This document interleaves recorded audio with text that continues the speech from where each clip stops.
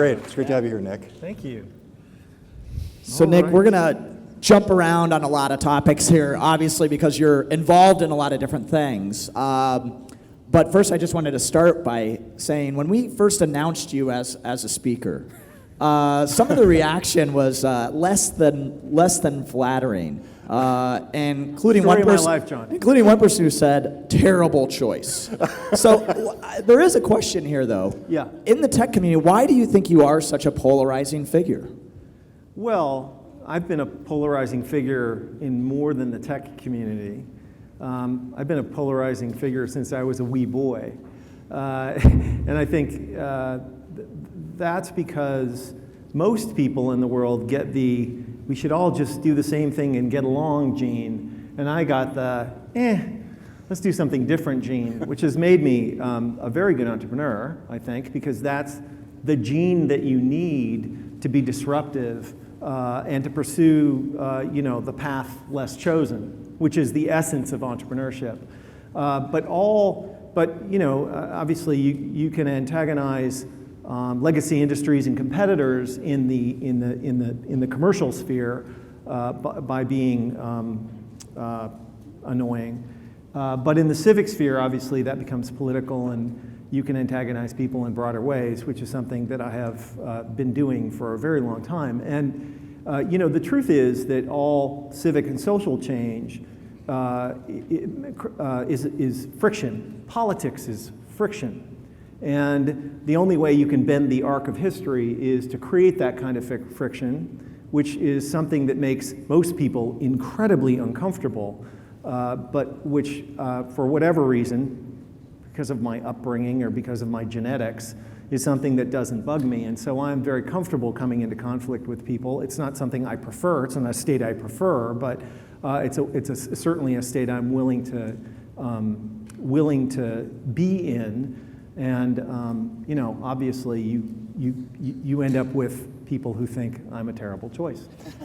Well, we're glad to have you nonetheless. Yeah, okay, thank you for being here. Yeah, welcome. Thank you. With that opener, I like you guys too. Yeah. So the three of us agree. Yeah. Well, with that friction, I mean, we'll talk more about civic life a little bit later, but also there's friction in business when you're starting new enterprises and trying to disrupt something. And you have had the uncanny ability, even for those people who don't like you, I think they would have to admit, to see around some pretty big corners and invest in Amazon. I think you were one of the, if not the first, one of the first investors in Amazon, taking a bet on a small e-commerce shop before there was anything called e-commerce. Also, a lot of people might know this, one of the first in a commercial drone company with In Situ Group. I mean, this was many, many years ago, investing in Situ before it sold to Boeing. So pre-9/11. So very, very early on that. Aquantive in the online advertising business, which sold to Microsoft, obviously. So what is it, or what are you seeing around the corner next in terms of where you think there is big opportunity, and are you putting your money to work there?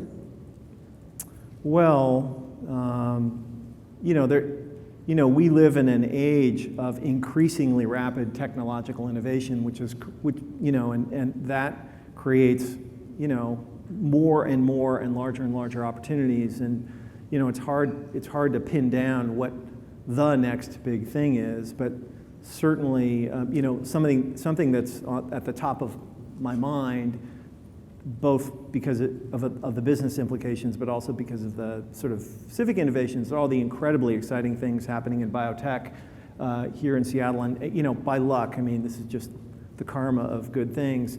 By luck, my wife and I made a big donation to Children's Hospital Cancer Research, and simultaneously backed the company that owned the IP and immunotherapy that was doing that. And me being the walking rabbit's foot that I am, that turned into Juno Therapeutics, which is now probably the most, sort of the leader in immunotherapy. And so when you think about what the next big thing is, well, I mean, like actually curing cancer here in Seattle is the next big thing. Like that is going to happen. This is an unbelievably exciting thing where you take people who were going to die and you take a little bit of blood out of them, re-engineer the blood, stick it back in them, and 2 weeks later they are cancer-free. This is happening in Seattle, Washington. Seattle is one of the centers of this innovation on planet Earth, and it represents an enormous both economic and civic opportunity for the area. So that's a super important and exciting thing, and probably the most, in my opinion, the most consequential thing that's happening here in town. Now, I know nothing about biotech at all. I wish I did, but for sure, this is going to be a really important thing. And then, cheapers, there's so many interesting things going on. Of course, the way, what we broadly call the sharing economy, ways in which you can leverage technology to leverage existing infrastructure and people and stuff like that. Obviously, this technology is creating enormous amounts of wealth. It's creating incredible new products like Uber, but it's simultaneously disrupting a lot of the ways in which workers and businesses have worked together, which creates another set of problems. So, yeah, talk more about that in the sharing economy, because this gets into some of the economic thoughts that you have in terms of technology potentially disrupting the middle class, ruining lives, and having a negative impact. Perhaps people losing many jobs because of this. And I know it's an important topic to you. Overall, do you think innovation is evil? And how can you use technology to maybe bolster the middle class when many people are running kind of scared from it? Yeah, so prosperity in human societies is misunderstood if you think of it in terms of money. Prosperity in human societies is the accumulation of solutions to human problems. The difference between a rich society and a poor one is the number of problems that society solves for its citizens. And what that means is that technological innovation, which is how you solve problems, is the source of all prosperity. And growth really is best understood as the rate at which we solve problems. But with every technological innovation, you also get disruption. Ultimately, social and civic disruption, and it's not worth going into, but you only have to think back a little bit to the Industrial Revolution or whatever it is, and you find these disruptions. So technological innovation, which is what everybody in this room does and is after, is something that societies have to pursue as vigorously as they can, with this caveat that you have to innovate civically and socially at the same rate, right? Otherwise, you create these unfortunate disruptions that creates a political circumstance where you have people who actually start to oppose the technological innovation, right?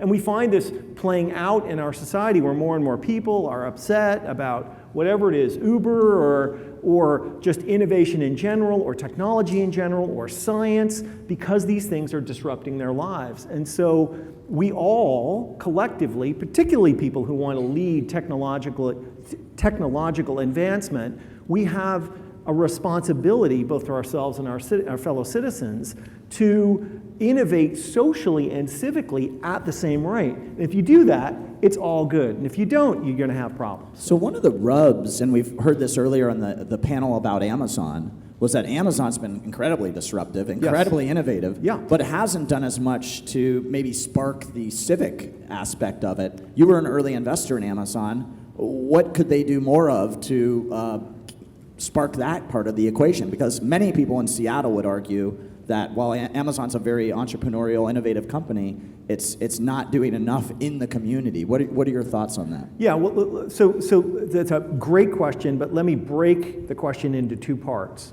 So there can be no doubt that Amazon.com as a corporate entity could be far more civically involved in our community than they are, and I think they should be, and I wish they were. But that's not the bigger problem. The bigger problem is that Amazon, and that's their fault, right? But there's another thing which is even more significant, which is the way in which these new business models, ultimately and essentially inevitably disrupt the economy generally, and we have to find a way to make sure that those disruptions aren't civically, politically, and socially harmful, right? Now that's not Amazon. The first thing is Amazon's fault, and shame on them. They should be more civically engaged. But the bigger problem is, how do we take what do we do with people, good, hardworking people, whose lives are destroyed because of technological innovation?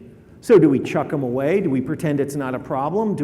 What do you do? And I would argue that the most expensive, least constructive thing we can do is ignore the problem or pretend it doesn't matter, right? Now, fixing that isn't Amazon's problem. We have to collectively find ways to do something with, for instance, all of the people who used to work in bookstores don't have jobs anymore, right? Just pretending like it's not any of our issue that they can't buy stuff in stores anymore or pay taxes or participate robustly in our economy and in our community is stupid. It's just stupid and short-sighted.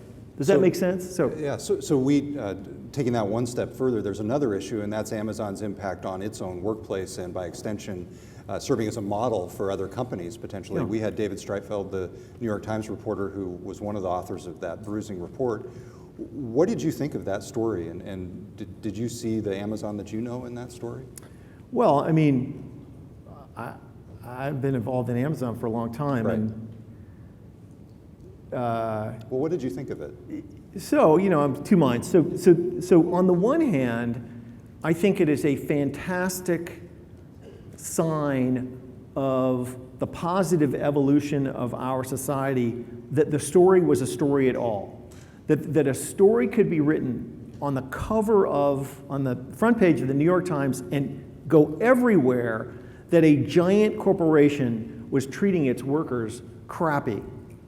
Like 50 years ago, this wouldn't have made the news. It would have been like, what's new, right? But we have changed our expectations in a way which made that a story, and I think that's very positive. Jeff is a very hard driving guy, and look, I remember one of the first.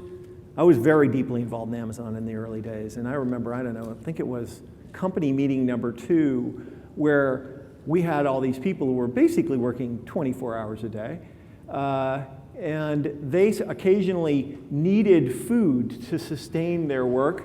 And they didn't have Amazon Fresh. No, like they occasionally needed food, and they were like, well, we would like to order pizzas, and we feel like perhaps the company should pay for the pizzas at 3 in the morning. And Jeff was like, no, your food is your problem. And I was like, wow, hardcore. And it's the same today, so. Well, they have their famous 2 pizza meetings now. Oh, so do they really? Yeah, I don't know. I haven't checked in a while. So why is that? Why is that just the way he's wired? And describe a little bit more about him, since you worked closely with him in the early days. Yeah, I mean, he's pretty hardcore. And Jeff holds himself to a standard that it's very, very high. But ultimately, of course, Jeff benefits asymmetrically from the success of Amazon, right? So he has, as my dear old friend Keith used to say, tens of billions of reasons to work that hard, right? What's your relationship like with him now? We occasionally see each other, but yeah. So one of the issues that is really a pillar of your public campaigns and your public interest is the $15 minimum wage. Right. Why should tech entrepreneurs and tech workers care about the $15 minimum wage? So we should care about it a lot. And we should care about it more than anyone else cares about it, because here's the thing. If you run a technology company today, every single one of your employees, almost certainly, can afford to walk into a Starbucks or a McDonald's or whatever it is, get a Starbucks every day, all right? And every single one of your workers is paying taxes. But you go to a Starbucks, you go to a McDonald's, you go to a Walmart, you go to a Walgreens, none of the people who work in those stores can afford to buy the products that we make. And none of those people are paying taxes into the system. On the contrary, they're getting food stamps and Medicaid and rent assistance paid for by the taxes that your employees pay. And this asymmetry is what I call the parasite economy. We have 2 economies in this country. We have the economy where people get paid enough to robustly participate as both as consumers and citizens and innovators in our economy. And we have this whole other economy where workers, frankly, are exploited in this way, and we pick up the difference. And that's a moral abomination, but it's also incredibly inefficient. There is no earthly reason why giant profitable corporations cannot pay their workers enough so that they can robustly participate in the economy. And we want every single Walmart worker to be able to buy our products. And every single Walmart worker to be able to pay taxes, not need food stamps. It is idiotic. And the only way you can do that is by raising the standard. Look, all human endeavor, all human civilization is the act of solving collective action problems. Should we put out our own fires, or should we have a fire department? Right? Should we build roads, or should we hack our way through the woods from one factory to another, right? An economy is essentially a collective action problem. And look, there are some people who never saw a race to the bottom. They didn't want to win, right? So you have in these systems some people who want to drag everybody else down. And the way these things work in every human endeavor where things are going well is the other people are like, screw that, let's have a standard and push things up. And so the minimum wage is one of the most powerful, efficient, and effective levers we have to raise the standard, because when every worker earns a decent wage, then every single business benefits from the demand of those those wages represent, and every single taxpayer is relieved of the burden of picking up the difference that you have when somebody earns $7.25 an hour, or even worse, $2.13 an hour plus tips. So why is this an issue that's so important to you? Is it because you want your own businesses to succeed more, or is it because you feel there's a societal need for this raising of all boats? You know, that's a deep, probing psychological question that I am not equipped to answer. I don't know why. I don't know why I feel so strongly about it. I think there's a moral issue at play that seems really, really obvious. The idea that Walmart, which earns $27 billion pre-tax per year, employs 1 million workers, most of whom are in abject poverty, right? This is just nuts. Walmart could afford to pay each of their 1 million lowest paid workers $10,000 more a year, taking all of them out of poverty, eliminating all the need for food stamps, and still earn $17 billion pre-tax. Right? There's no earthly reason why they can't do that, other than that they prefer not to. And who wouldn't prefer not to? Look, if you've got that deal, if you've cut this deal with society where we pay our workers poverty wages and y'all pay the food stamps and the Medicaid and the rent assistance, why wouldn't you take that deal? It's a great deal. The problem is not everybody can have that deal, because if everybody gets that deal, then who will buy the stuff and who will pay the taxes? So Nick, I've heard you talk about this issue and many others over the years, including a state income tax, which I know you wanted to institute for people like yourself who are in the upper 1%, that actually failed in the state of Washington. But you are very, very politically motivated. Would you ever consider running for political office? So, almost certainly not. Isn't that part of the problem with? Yeah, I said my wife and I have endeavored to live a life that would not hold up under that kind of scrutiny. I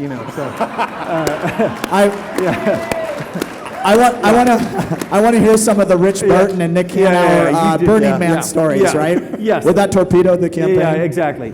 I'd last about 1 minute. But in seriousness.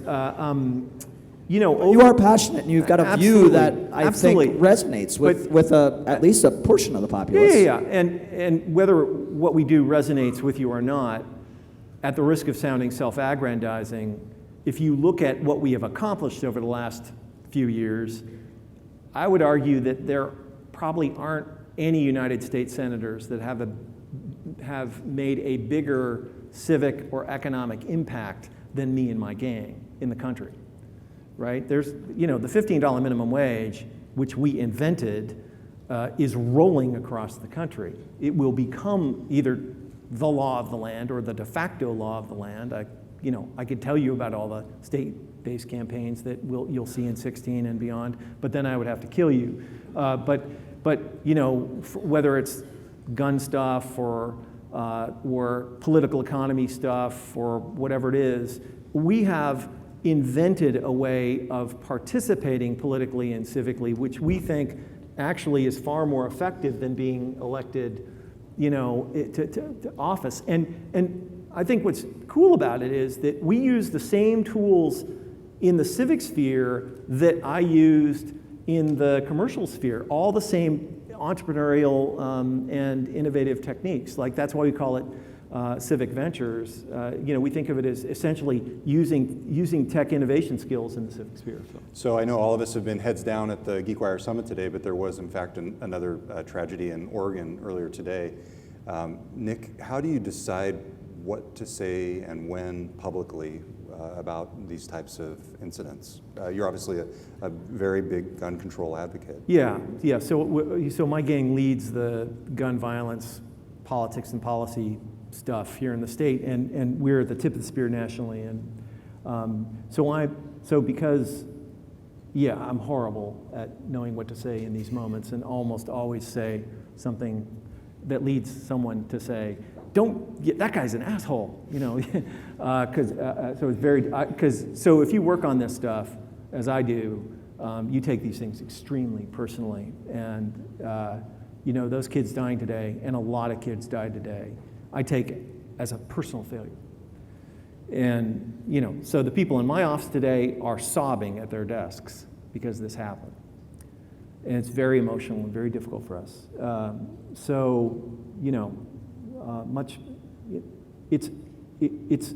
It's awful, it's a national embarrassment, and there's much work left to be done. So we're in the midst of the 2016 presidential campaign. Do you believe this could become a key issue more so than putting up a wall at the border? I mean, shouldn't it be? I love the idea of a wall between us and Canada. I think, who was that guy? Scott Walker? I think that was his big idea. We need a wall between us and Canada. My favorite movie is Canadian Bacon, by the way, if you guys have never seen that. It's outstanding. Why isn't this a bigger issue on the political stage? The thing is that, in democracies, there's often a disconnect between what people want and what their elected leaders think they want. And certainly, with respect to issues of gun violence, citizens are, there is unbelievable unanimity around common sense regs on guns in the 70s, 80s, and 90s on a lot of these issues. Unfortunately, in a legislative democracy, it only takes a couple of idiots to stop everything, right? All you have to do is buy off one United States senator, and you can't get anything done. Which is Donald Trump bought off a lot, I think. Exactly, right? And obviously this is the craft of the National Rifle Association, so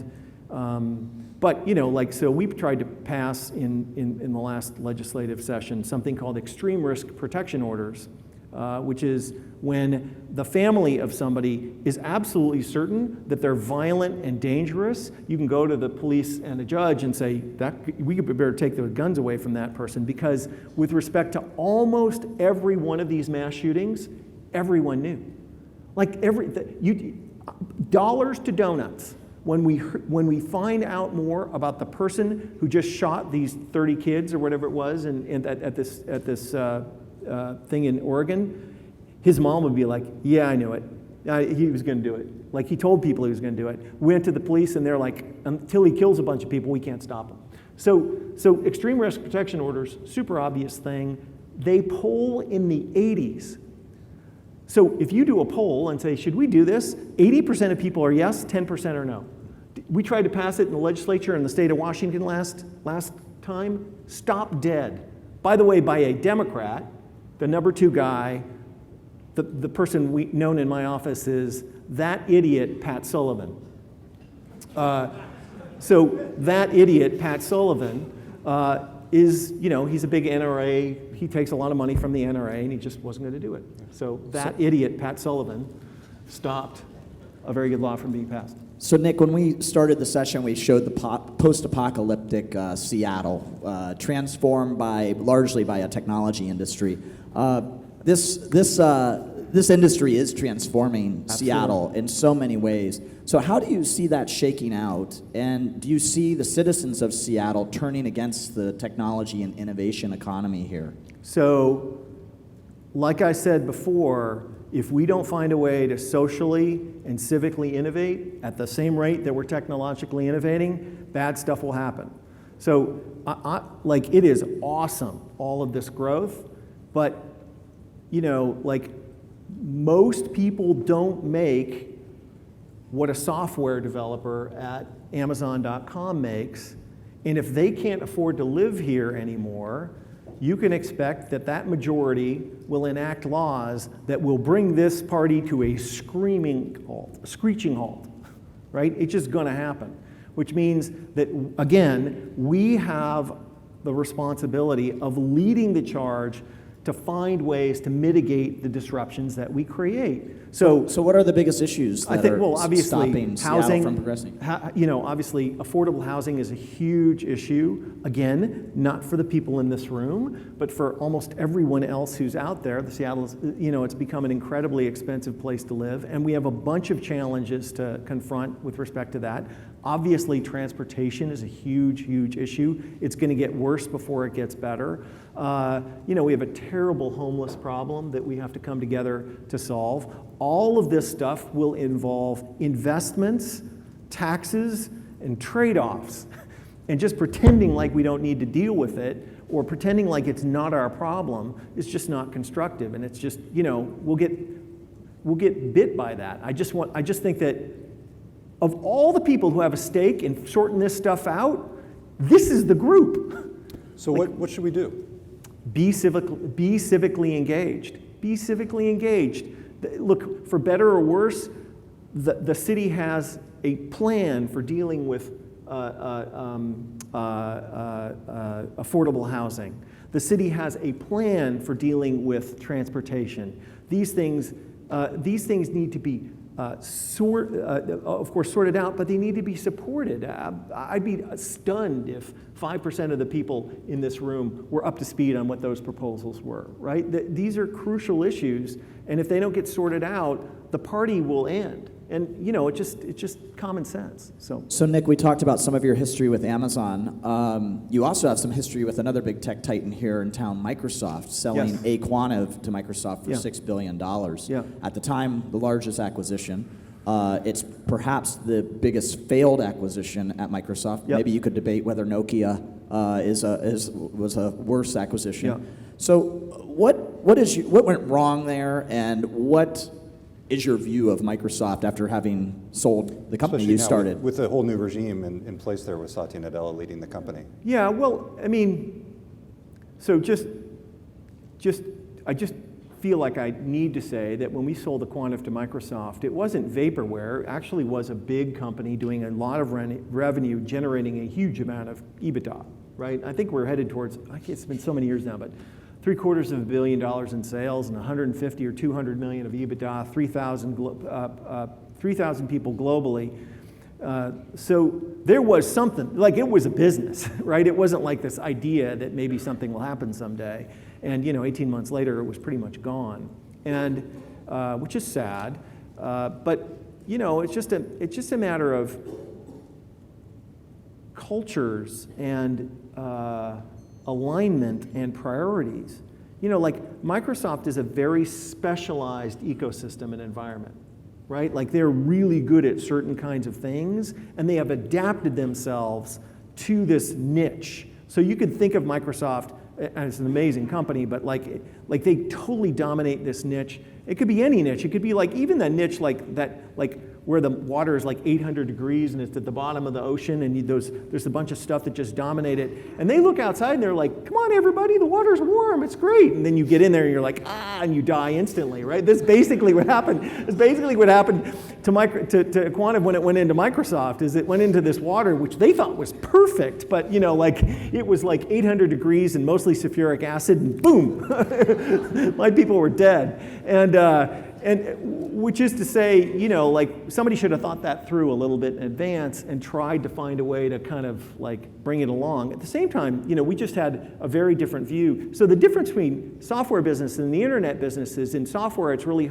easy to understand what people want and super hard to build. And then the internet business, it's super easy to build stuff, but really hard to know what people want. In one place, you hire 1,000 developers and you build this thing and you ship it. And in the other case, you hire 5 developers and you iterate. And these two cultures just don't go well together, right? These two org charts don't go well together. So how do you think the company's positioned now with Satya and leadership? I'm no expert on Microsoft, but Satya seems like a really smart person doing super intelligent things. Obviously, it's a problem when I don't know, how big is that Windows business? Like $10 gazillion with 99% margins. When these things end, and it has to end eventually, things will be tougher for them, I would think. And being in charge of that transition has to be quite challenging, no matter who you are, how smart. So the lightning round here at the end, the 2 questions we've been asking everybody, most important technology of 2018. What would be the one thing that you would bet on technologically for 2018, 3 years from now? AI. Good segue. Yeah, we're going to talk about that in our next session, but perfect. Explain why. Explain why. Well, just because it's here, and because, it depends on what you mean by AI. I don't want to get into a philosophical argument about... Well, we will soon. Yeah, the Turing test and all this other stuff, but Siri, would you find me a place to eat, is here, right? And will you park my car, is here. Or it will be in 18. I have a 15-year-old boy. Anybody else has a 15-year-old boy, they come with challenges. We're about to give the kid car keys, which seems like an act of insanity, given what you know about 15-year-old boy behavior, right? And I was like, why, if it was just 2019, maybe it would be a self-driving car and it would be so much better. But but these things are going to be here, and my son may be the last generation of kids who actually learns to drive. Think about it. And then in 10 years, cars may be self-driving and there won't be driving school anymore. Like, wow. Think about how that's going to change the world. Think about how it's going to change the urban landscape. Think about how it's going to change everything. It's so exciting. Yeah. And then the one other, are you concerned at all about a tech bubble? The possibility of a tech bubble right now? So complex systems, which is what an economy is, are nonlinear, non-equilibrium systems. Anybody who tells you that there's an equilibrium either is confused or lying. So bubbles are an intrinsic part of these dynamic systems, and oscillations are an intrinsic part of these systems. The question, the issue is not will you have a bubble or not. The question is how big will you let the bubble get, and how bad will it be when it bursts? Yeah. And so, of course, we're going to be in these, oscillations. We just have to manage through it. So. Well, Nick Hanauer, I for one think you were a fantastic choice to have a discussion with. Yes, thanks for joining us, Nick. That was great. Yeah. Thanks so much. It was fantastic.